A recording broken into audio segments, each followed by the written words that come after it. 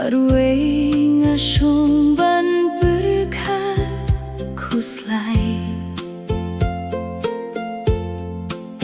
Ki klur hasahit beneng ki ba ay jing shay Jing men ki thaba lakum ki molinay Deha kum kane kapor nga juyay kin mau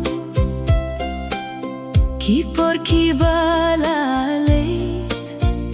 Kipor kila syukur Jingit kabatya Kabangalamat Sipor jingit jingkmen Hanga dap kirhay Hapokit persentiu Arngut ni syongkai Tiu kulak kinguh kidem nga iyo hibakik men Daring yang shintor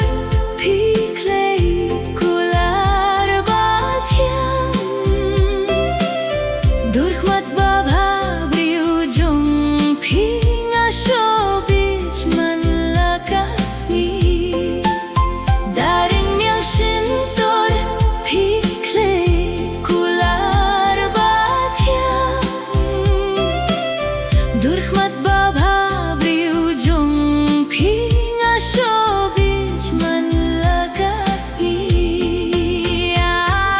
Shano shuyapi bangandang shem bangalatelut hapi kamon kadem Junumbat pi bayig ngandon ringkat pi omyangan api ngandong pet nyai Marway nga sa hajing linggo Kinsan na nga pilaj nga ino Marway nga sa hajing linggo Kinsan na nga pilaj nga ino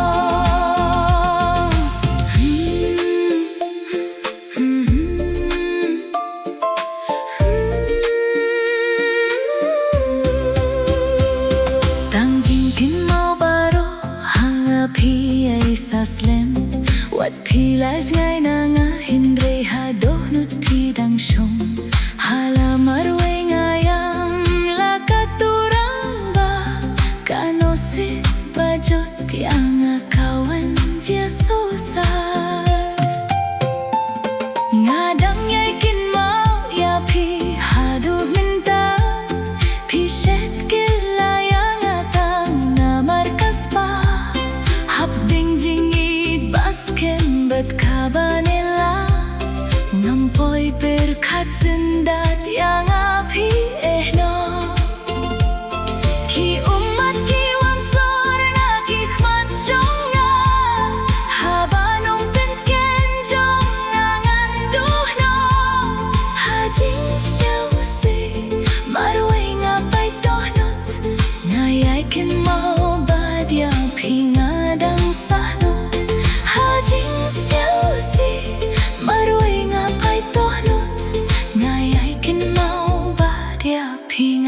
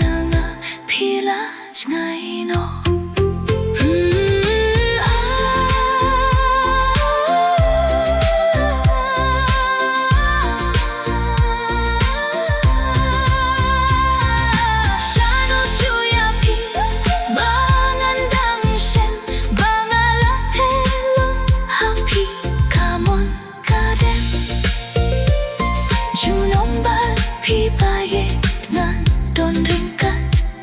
pi om ya ngana pi ngan nong pet ngai marway ngasa ha jinglingo kinsan nga pila ngai no marway ngasa ha jinglingo kinsan nga pila ngai no